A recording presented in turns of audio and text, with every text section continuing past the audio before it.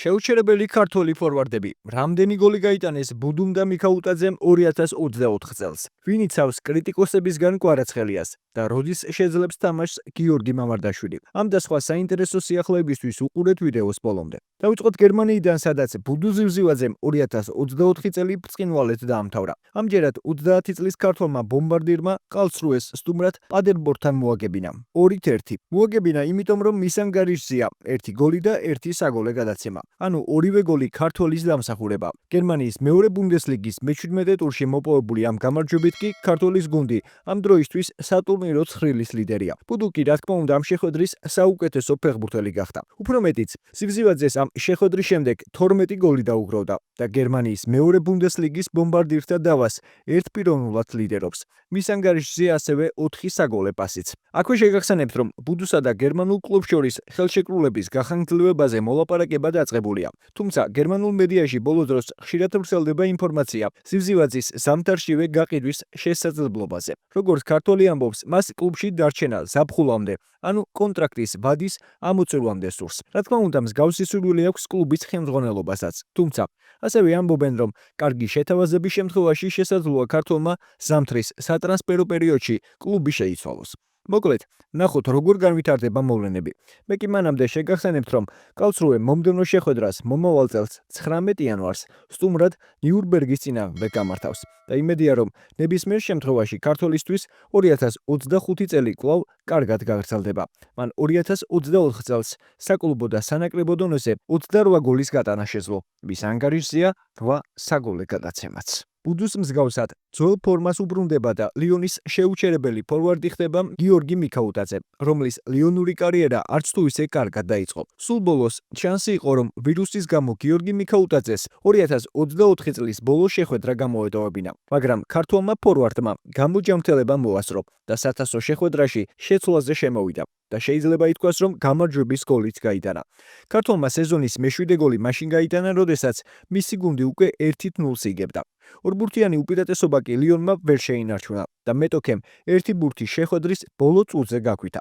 სწორედ ამიტომ შეიძლება ჩავთვალოთ ქართველის შესრულება გამარჯვების გოლად. ლიონის მაისურით საფრანგეთის თასზე გატანილი მეორე გოლის შემდეგ ქართველმა მედიასთან მცირე კომენტარი გააკეთა. მის მოსმენამდე არ დაგესაროს ვიდეოს დალაიქება. აქვე შეგახსენებ, რომ ჩემი მიზანია წლის ბოლომდე ავიდე 60,000 გამომწერზე.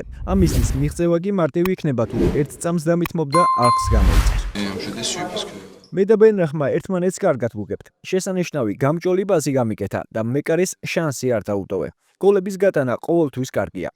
ახლა მრჩება იმედი, რომ ზამთრის ხანმოკლე შესვენება ამ კარგ იმპულსს არ შეაჩერებს.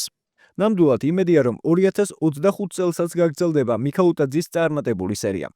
შეგახსენებთ, რომ 2024 წელს გიორგიმ საკლუბო და სანაკრებო დონეზე 26 გოლი გაიტანა. მის ანგარიშზეა 5 საგოლე პასიც.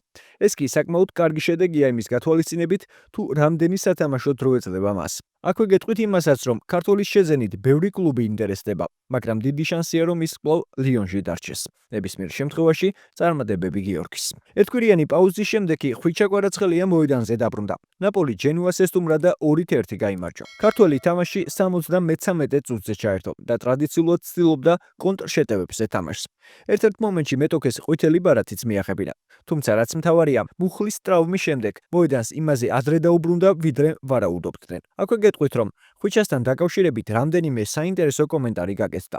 მათ შორის ერთ-ერთი პარმას ყოფილ სპორტულ დირექტორს და საფეხბურთო ექსპერტს ენრიკო ფედელეს ეკუთვნის. ის კვარაცხელიას კრიტიკოსებისგან იცავს. უფრო მეტად, მათგან ვინც თulis, რომ ნერეშს კვარაცხელიას ჩანაცვლება შეუძლია. ანტონიო კონტემ ნათლად დაგვანახა, როგორია მისი სათამაშო სტილი და რომელ ფეხბურთელზე სურს ფოკუსირება, რომელ მოთამაშეებს ტვირთავს ის ყველაზე მეტად. თუ ხვიჩა კვარაცხელია ბევრ გოლს გაიტანს მაშინ, როცა ის საუკეთესო კონდიციებში არ არის, როგორც ეს ხანდახან ხდება. წარმოიდგინეთ, რას შეძლებს ის, როდესაც ფორმაშია. როცა ხვიჩა ფორმაშია, ამ დროს ნაპოლის შეჩერება ურთულესია.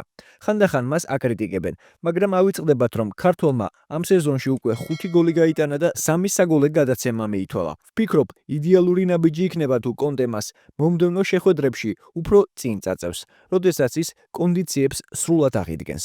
მან მეტოქის კართან უფრო ახლოს უნდა ითამაშოს. კვარაცხელიაზე ისაუბრა ლეგენდარულმა იტალიელმა მწვრთნელმა არიგო საკი. მან დაასახელა მოთამაშეები, რომლებმაც მასზე დიდი შტაბეჭდილება მოახდინეს. მან განსაკუთრებით ნაპოლის საჩემპიონო წელზე ისაუბრა. როდესაც კვარაცხელიამ იუვენტუს გაუტანა ვიღვირე, ჩემი ცოლი გაკვირვებული და შეშინებული მეძახდა. არიგო რა ხდება? ლუჩანო სპალეტი გამორჩეული სპეციალისტია, რომელიც იტალიაში ყველას უხსნის, რომ სილამაზე მთავარი ფასეულობაა და არა მხოლოდ ოცნება. ნაპოლი იუვენტუსის შეხვედრა არის ამ ყველაფრის სარგე, რაც მოხდა. აქ იტალიაში ყველა ყოველთვის იბნევა, თითქოს სანახაობა არაფერს ნიშნავს. თუმცა ნაპოლიმ ეს ორი რამ გააერთიანა. იტალიაში თითქმის ყველა გუნდს აკლია სტილი. აღარ აქვთ გამორჩეული იდენტობა და საზოგადოება ამას არ ითხოვს. მე სიტყვა იღბალს უბრალოდ აღარ ვიყენებ. იცით რა თქვა სანეკამ, რომაელმა ფილოსოფოსმა? არ არსებობს იღბალი, არსებობს მხოლოდ ნიჭი, რომელიც ხვდება შესაძლებლობას. იტალიაში მე გაუცებული ვარ ორი ფეხბურთელის სიძლიერით. ესენი არიან კვარაცხელია და ლობოტკა. რა თქმა უნდა, ყოველთვის სასიამოვნოა მსგავსი კომენტარების მოსმენა ქართველებზე. იმედია, რომ ხვიჩა მალე დაუბრუნდება ძველ ფორმას. ქართველის გუნდი კი წლის ბოლო შეხვედრას 29 დეკემბერს სტადიო მარადონაზე ვენეციას წინააღმდეგ გამართავს. ახლა კი გიორგი მამარდაშვილი, რომელიც ვალენსიას ტრავმის გამო ვერ ეხმარება. 24 წლის ქართველმა მეკარემ დაზიანება რაიო ვალეკანოსთან ლა ლიგის მე-16 ტურში მიიღო. ქართველი მოედანს ახალი წლის შემდეგ დაუბრუნდება. გუნდთან ერთად ვარჯიშს კი შობის დღესასწაულის შემდეგ განაახლებს. ამის შესახებ გიორგიმ ვალენსიას ფან-კლუბში სტუმრობისას ისაუბრა. ახლა უკეთესად ვარ. ამჟამად განცალკევებით ვარჯიშობ, მაგრამ შობის დღესასწაულის შემდეგ წვრთნის პროცესს გუნდთან ერთად განვაახლებ. საშობაო ზეიმზე ფანების მიწვევა სასიამოვნო და საამაყოა. განსაკუთრებით ამ პერიოდში, როდესაც კომაგის მხარდაჭერა ისე გჭირდება როგორც არასდროს. აქ ყოფნით ძალიან ბედნიერი ვარ. ყველას მიულოცავ შობის დღესასწაულს და საუკეთესოს ვუსურვებ. ვალენსიაში მე-4 წელიწადს ვატარებ და აქ თავს პირველი დღიდან ისევ ვგრძნობ როგორც საკუთარ სახლში. მიხარია, რომ მაქვს შესაძლებლობა ვიცავდე ვალენსიას ღირსებას. კრიზისის დასაძლევად მხარდაჭერა ძალიან გჭირდება. უნდა ვიყოთ უფრო ძლიერები და მოვიგოთ შეხვედრები. დარწმუნებული ვარ, დასახულ მიზანს მივახცევთ და გამოვასწორებთ მდგომარეობას. შეგახსენებთ, რომ ვალენსია მძიმე მდგომარეობაშია. გუნდს 11 ქულა აქვს და სატურნირო ცხრილში ბოლო მე-20 ადგილზეა. იმედია, გიორგი მალე გამოჯამრთელდება და შეძლებს გუნდის რთული სიტუაციიდან გამოყვანას. ახლა კი მოკლედ კალათბურთი და NBA, სადაც გოგა ბითაძის ორლანდო მეჯიკმა 3 მატჩიანი წაგებათა სერია მაიამისთან დაამთავრა. აღსანიშნავია, რომ ქართველის გუნდმა თამაშის შემოbrunება 20 ქულიანი ჩამორჩენის შემდეგ შეძლო. განსაკუთრებით სასიამოვნო კი ის არის, რომ ამ კამბექში დიდი წვლილი გოგა ბითაძემ შეიტანა. ქართველმა ცენტრმა 31 წუთში 100%-იანი სიზუსტე აჩვენა. 8-დან 8 ზუსტი სროლა, 13 მოხსნა, 2 დაფარება და 1 პასი. ეს კი ქართველის მიმდინარე სეზონში მე-10 ორმაგი დუბლია. უდავოა, რომ ბითაძე NBA-ში საუკეთესო სეზონს ატარებს. ორლანდო კი 18 მოგებითა და 13 მარცხით აღმოსავლეთ კონფერენციაში მე-4 ადგილს იკავებს. ბითაძის გუნდი მომდევნო შეხვედრას საკუთარ მოედანზე 24 დეკემბერს ბოსტონის წინააღმდეგ გამართავს. ესპანეთის ლიგაში კი გიორგი შერმადინის ტენერიფემ მურსიას უმასპინძლა და მძიმე ბრძოლაში 82-74 დაამარცხა. ქართველმა კალათბურთელმა 22 წუთსა და 55 წამში 14 ქულა, 5 მოხსნა და 1 შედეგიანი გადაცემა დააგროვა. ქართველმა ცენტრმა 8 საჯარი მოთხორცნიდან 6 ჩააგდო. ამ გამარჯვების შემდეგ კი ტენერიფეს 16 ქულა აქვს და მე-4 ადგილზე იმყოფება. ბოლოს არ დაგეზაროს, დაალაიქე ვიდეო, გამოიწერი არხი და გააქტიურე ზარიც ღილაკი, რომ არ გამოგჩეს შემდგომი სიახლეები. და ეს არის კრისტალბეთ ეროვნული ლიგის თამაშებს და უგულშემატკივრე ქართულ ფეხბურთს.